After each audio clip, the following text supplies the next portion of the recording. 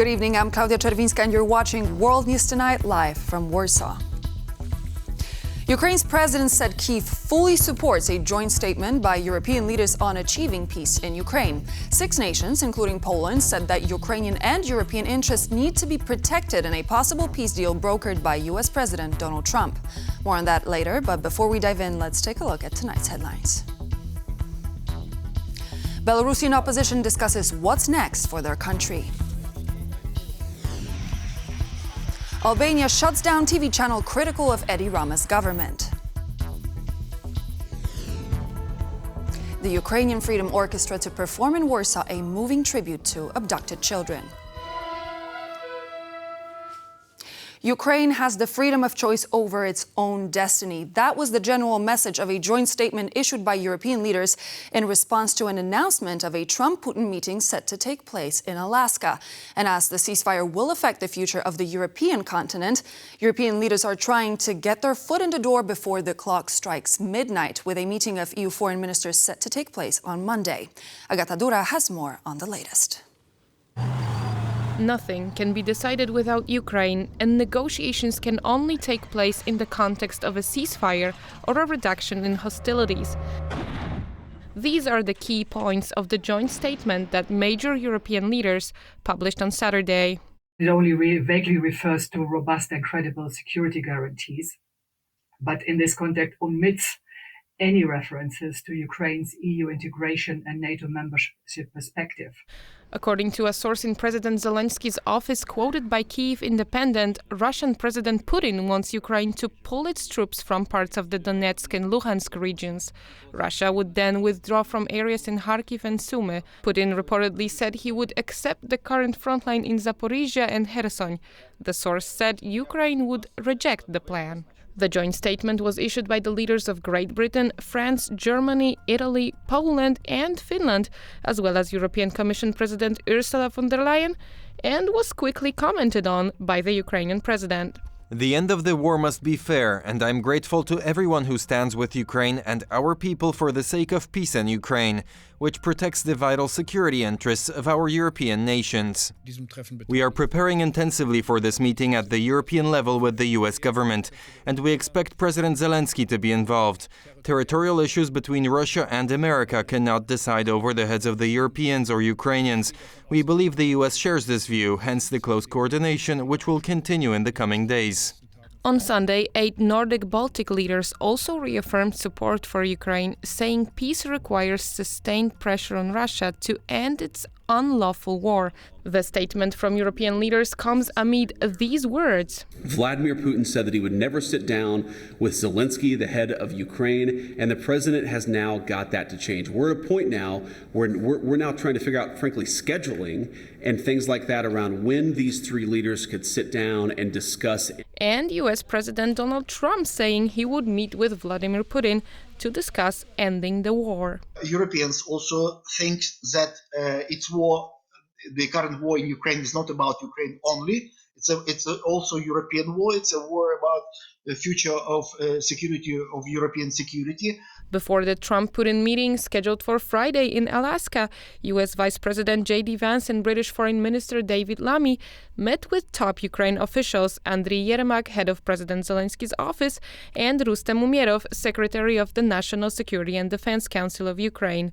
British Prime Minister Keir Starmer also spoke to President Zelensky about Trump's proposals for ending the war. According to U.S. media outlet CBS News, Volodymyr Zelensky might also take part in the meetings in Alaska. However, it is unclear whether he and Putin would ever be in the same room. Nobody, in my view, really knows right now the core of what's being discussed and what's being negotiated. One thing, however, is clear. Zelensky says a firm no to any land concessions. We will not reward Russia for what it has perpetrated. The Ukrainian people deserve peace, but all partners must understand what a dignified peace is. But I would argue that one clear guarantee that Trump wants from Putin is if there is going to be a ceasefire, and I would not claim by any means that ceasefire will automatically translate and convert into a peace agreement. Should the meeting bring a ceasefire, it will be the first one since Russia's full-scale aggression of Ukraine on February 24, 2022. For TVP World, I'm Agata Dura. The U.S. administration has expressed interest in agreeing to a position with Europe, a European Commission official has told Reuters. The EC apparently wants solid security guarantees for Ukraine. Let's move on. Over the weekend in the Polish capital, Belarusians in exile held a conference to discuss the future of Belarus without Alexander Lukashenko, who has served as president and de facto dictator for the past 30 years. The Belarusian opposition, led by Sviatlana Tsikhanouskaya, wants to be ready to take power when the opportunity arises. Randy Potts has this next report.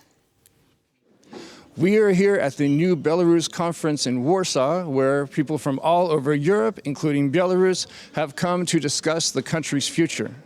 Former presidential candidate and opposition leader Sviatlana Tsikhanouskaya told us that as long as Lukashenko remains in office, Belarus will be a constant threat to its neighbors. Lukashenko is ready to provide Belarusian territory and infrastructure to Russia if they need to use it, for attacking again Ukraine or for possible attacks or provocations on the borders with the NATO countries. So we have to understand that Lukashenko is actually working in the interest of Russia, not in the interest of Belarus. Belarusians in exile are already preparing for the day when Lukashenko is no longer in power.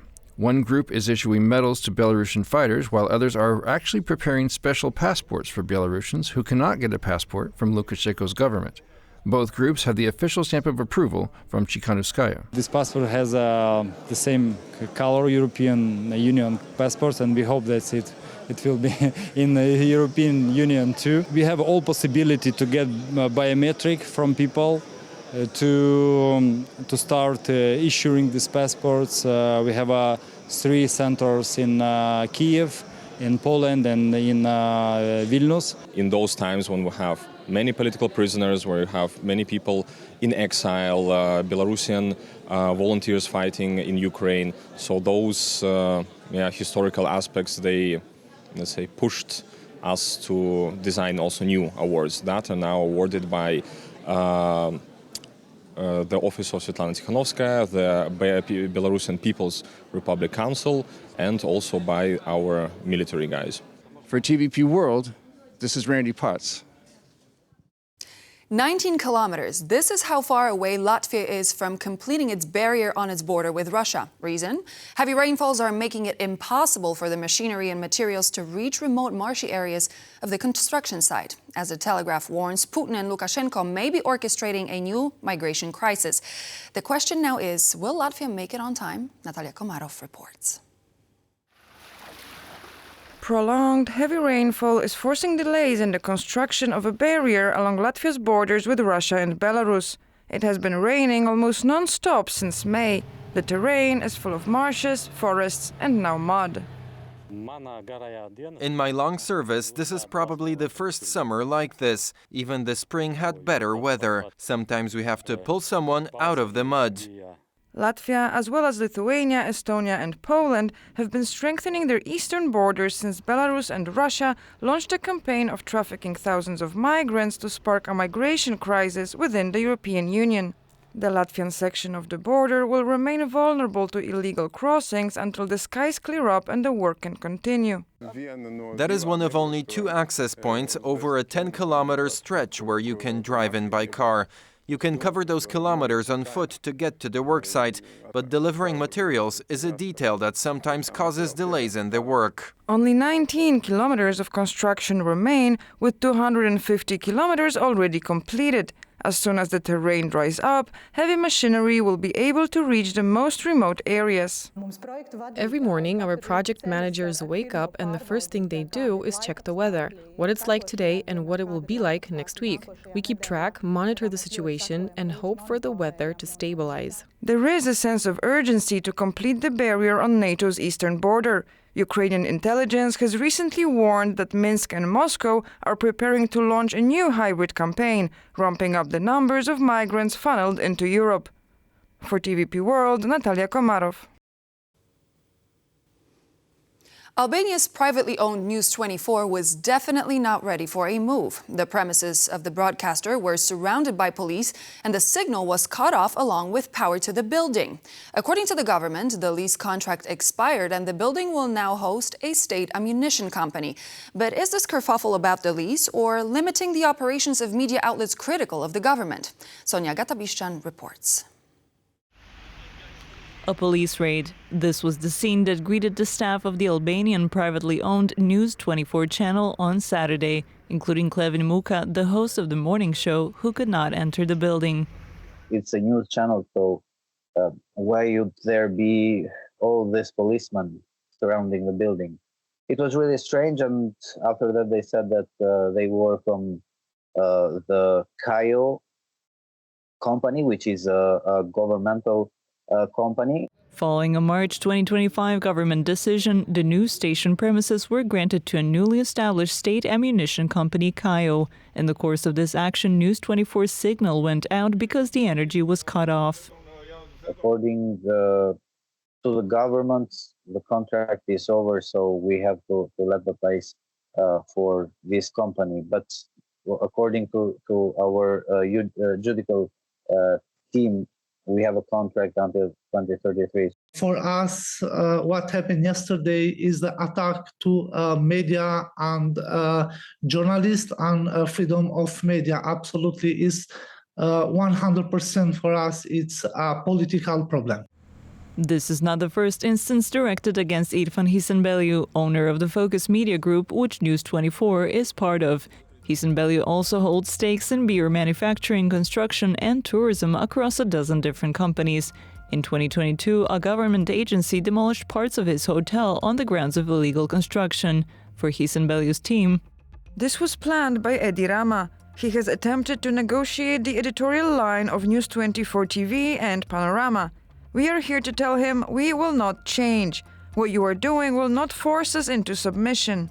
On the other hand, the 2021 U.S. State Department report on Albania found that business owners use their media outlets to promote their interests and influence government action toward their other businesses.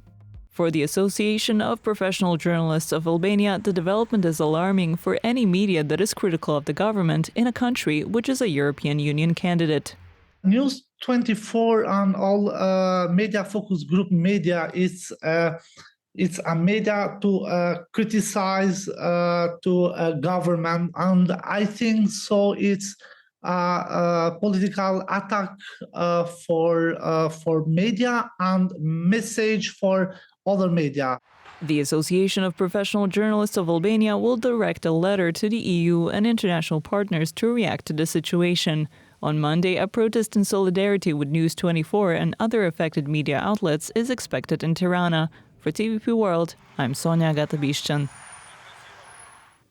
Israeli Prime Minister Benjamin Netanyahu has defended his decision to take full military control over Gaza City and the relocation of its residents. The plan, highly criticized by European nations, has met internal opposition, including from his own government. Here's more. Our goal is not to occupy Gaza. Our goal is to free Gaza. In his first appearance since approving a plan to seize control of Gaza City, Israeli Prime Minister Benjamin Netanyahu vowed to complete the job against Hamas. Contrary to false claims, this is the best way to end the war and the best way to end it speedily. Full military control over Gaza City and the relocation of its estimated 1 million residents further south is just the first phase of a larger 5-point plan. 5 principles for concluding the war. 1, Hamas disarmed. 2nd, all hostages freed. 3rd, Gaza demilitarized. 4th, Israel has overriding security control. And 5, non-Israeli peaceful civilian administration.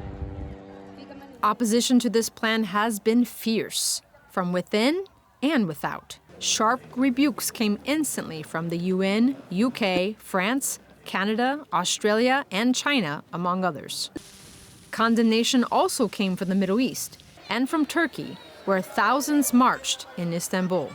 Today, really, what we fear is the impact of an expanded military operation there. But in terms of occupation, to us, the entirety of Gaza is occupied already. Meanwhile, in Israel, hostage families gathered for a protest on Saturday, following an earlier statement warning Netanyahu that they will pursue him if the hostages are harmed as part of this new move. It's enough for us. Enough. On Saturday night, Israeli protesters marched and barricaded highways in Tel Aviv. There are 50 hostages still being held in Gaza, of whom Israeli officials believe 20 are still alive. Netanyahu is also seeing opposition from within his own government, albeit in the opposite direction. His finance minister, far-right Bezalel Smotrich, criticized the plan as being too measured.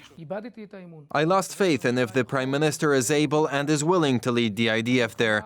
A war in order to win all the way through, yes, even if it costs a heavy price. But a partial move that is only meant to bring Hamas back into the negotiating room with our national humiliation and surrender to terror, no and no. The Israeli Defense Forces, or IDF, currently control roughly 3/4 of Gaza, with most of the 2.1 million residents crowded into the remaining quarter. The UN says about 87% of the territory is under evacuation orders or militarized zones. Nearly all of Gaza's population has been displaced, many multiple times, amid widespread destruction, famine conditions, and severe shortages of essential goods. And it's here that pressure on the Israeli government has borne some fruit. Aid has finally started flowing back into the Strip following calls of possible mass starvation. Palestinians flocked to an aid distribution point on Sunday near the Netarzim corridor in central Gaza's Nuseirat refugee camp to gather food. This despite at least 4 Palestinians having been killed and 40 others wounded, just the night before by Israeli gunfire as they waited for UN aid trucks in northern Gaza. Mourners gathered in Gaza City Sunday to bury the dead. Why is this war taking place? We want you to stop this war, this genocide.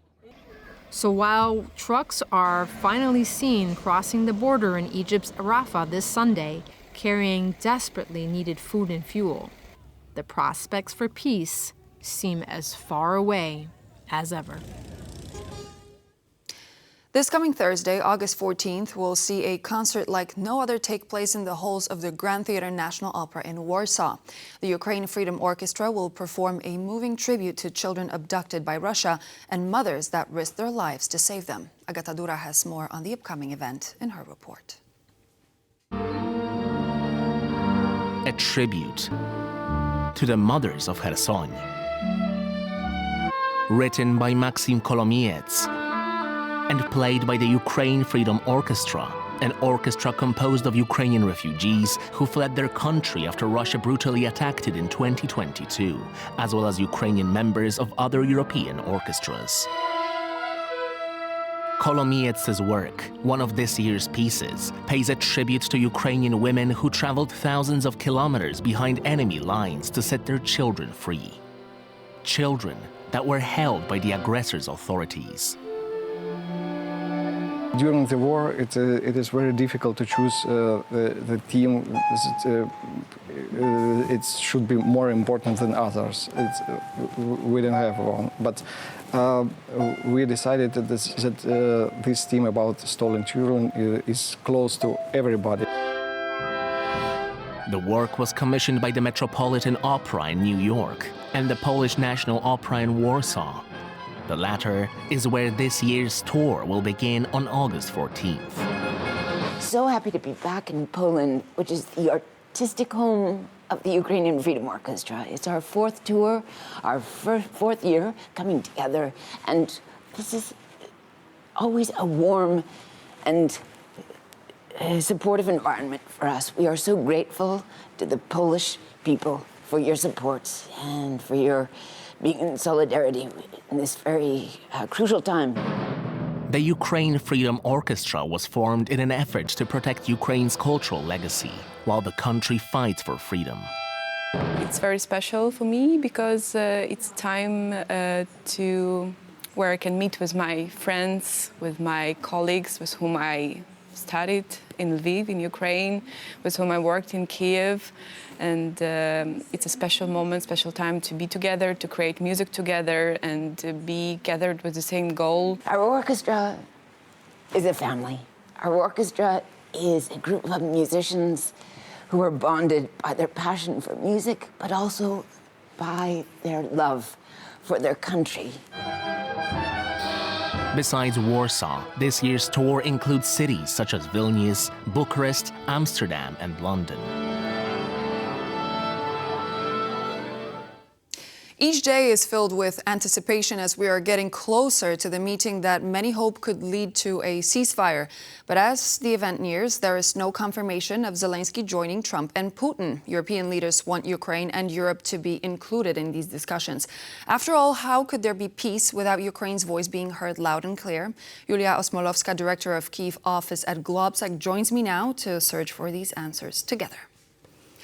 Good evening and thank you for joining. Good evening. Thank you. So we have a meeting that took place. US Vice President J.D. Vance and UK Foreign Secretary David Lammy have hosted a meeting of security officials near London to discuss the meeting, which is supposed to take place next Friday. The meeting was called at the request of the US. Could you tell us what are the opinions of that meeting in the UK in Kyiv? What are the takeaways? Are Ukrainians disillusioned about yet another meeting taking place, or there is actually some hope? As basically, this meeting that you're referring to is part in the long chain of very intense diplomatic efforts that we've been observing this week, and next week will continue. So starting with this visit of Special Envoy Vitkov to Russia, then talks of Trump with European leaders plus Zelenskyy on the results of that. Then there were talks of the European top security officials with Vitkov to clarify some of the statements, because there have been some controversy about what actually had been delivered as a Russian position. Then the meeting that you mentioned with the participation of the DG Vance, and also the statement of the European leaders. They just came out recently, plus the forthcoming meeting at the level of foreign ministers of the European states next week. So we see a lot of very intense communication and diplomatic channeling, which supposedly are efforts to coordinate the positions before the meetings of the President of the United States and Russia, which is announced to take place next Friday in Alaska. So when it comes to Ukraine's expectations about that, the general public, the society still remains quite skeptical, because there is zero trust to any Russia goodwill to negotiate and to conclude peace. So anything that is Russia doing at the moment is perceived in Ukraine as the efforts to play and to win time, but not actually a genuine desire to negotiate. So there are quite a big skepticism in Ukraine society about that. From a more political and diplomatic point of view, do you think that these meetings are enough, or is it just to satisfy Europe, to satisfy Ukraine, but has little effect on the actual shape of the negotiations, which are set to take place next Friday? Well,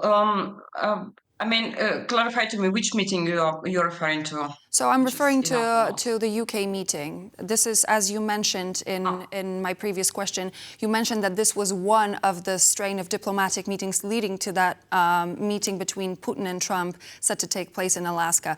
Do you think this meeting taking place in London, where we had Umarov, where we had Yermak joining as well from the Ukrainian side, will actually have a tangible effect on the shape of the negotiations when the Putin and Trump meeting is going to take place? It's difficult to judge which particular meeting will be like the last straw to achieve the consensus and the resolute position which would equip the President of the United States to be very strong and very decisive in these talks with Putin. Definitely this meeting, one of the crucial among the others that I've just mentioned.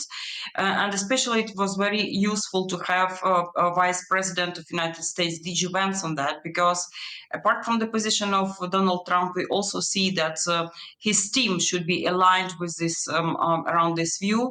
and which was important out of this meeting to hear that about this controversial understanding what swap of territories are going to take place and what the sides are discussing. DG Vance referred that we are still making the position around the current contact line, which is very important for us and which is echoes with the position of the European leaders and Ukraine too. You mentioned the position of the European leaders. We did actually see the statement which was shared. It was a joint statement from European leaders stating, I quote, "The path to peace in Ukraine cannot be decided without Ukraine." And those were the words of the leaders of Britain, France, Germany, Italy, Poland, Finland, and European Commission President Ursula von der Leyen. Ukraine has the freedom of choice over its own destiny. And yet, in that meeting taking place in London, we have not seen representation from Poland. Why do you think Poland, an important hub for Ukraine, a provider of humanitarian and military aid to Ukraine, seems to be, in a way, on the sidelines of these talks that are currently taking place?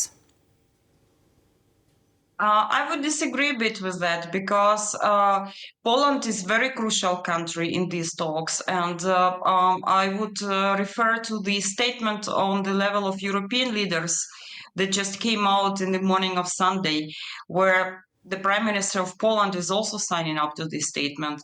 His absence at this meeting in London might be also the result that probably sometimes it's very difficult to adjust very intense agenda of different top politicians from Europe to be in place. For instance, we were also wondering that at this meeting where Trump briefed some of the European leaders about Witkoff's visit to Russia, France, which one of the countries that is actively promoting and is in forwarder of all these diplomatic efforts from Europe, was not present at this meeting. So I wouldn't consider the fact that Poland was not engaged in these particular consultations as something that Poland is put aside from the general talks, because, as I say, we do in Ukraine see and consider that Poland is a crucial ally in these talks, and definitely we welcomed the presence of the name of your Prime Minister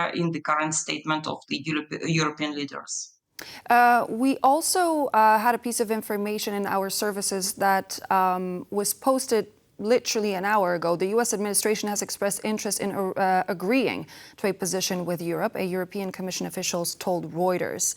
But the European Commission wants solid security guarantees for Ukraine. How do you think this is going to influence the shape of the negotiations between Trump and Putin next week? Do you think that Donald Trump is getting somewhat closer to the stance of Europe and Ukraine, and he is not going to be, in a way, deceived by Vladimir Putin, who is, as you said yourself, clearly playing for time? It definitely remains to be seen what will happen at these talks. From my position as negotiator, I do see this as part of the bigger talks on peace settlement, because the two leaders, with due respect to the efforts and the leading role of United States, they can decide on European security future, not just Ukraine's security future. So it's definitely whatever will come up as a result of these talks between Trump and Putin, Trump will deliver to European partners, and then they will discuss this together. Because for America, Europe remains indispensable partner, which was clearly also seen as last week when Russia, after these threats from Donald Trump to introduce sanctions on certain countries that are trading with Russia to demotivate them supporting the war, Putin did a very active diplomacy and talks with the leaders of the BRIC groups. And some of the statements we see already that positions are aligning with the position of Russia. For instance, India, they said that in response to this Trump's intention to impose tariffs on India, they are putting on hold their plans to buy military equipment from United States. They terminated the visit of the Minister of Defense to United States and so on. So definitely America shouldn't be acting all alone in that. And European Union and Europe is definitely a very strong ally to the United States on that. This is why I think that these talks between the two presidents, Russians definitely would be trying to pursue wider agenda. This is why, if you look at the comments from Russian side on the anticipated meeting, they also highlight that it happens in very symbolic place, very close to Arctic, meaning that they have a lot of mutual economic interests to discuss. So Russians would be trying to widen the agenda. So this is why it's very important for Donald Trump to manifest very strong position of the partners for Ukraine to support in this war, and also to encourage Russia actually to consider playing constructively. Very shortly, we're running out of time, so a very short answer from you. Do you think that right before the meeting taking place in Alaska, Donald Trump is actually going to surprise Putin and invite Zelenskyy? It is not excluded. Definitely. We have some of the assessments and some of the internal discussions. The decision hasn't been taken yet. Thank you so much. Julia Osmolovka, Director of Kyiv Office at the Globsec. Thank you so much for joining. And so this would be all for now. Thank you so much for joining me. I'm Klaudia Czerwinska. This would be all. World News Tonight coming back tomorrow at 8 p.m. So I hope to see you there tomorrow.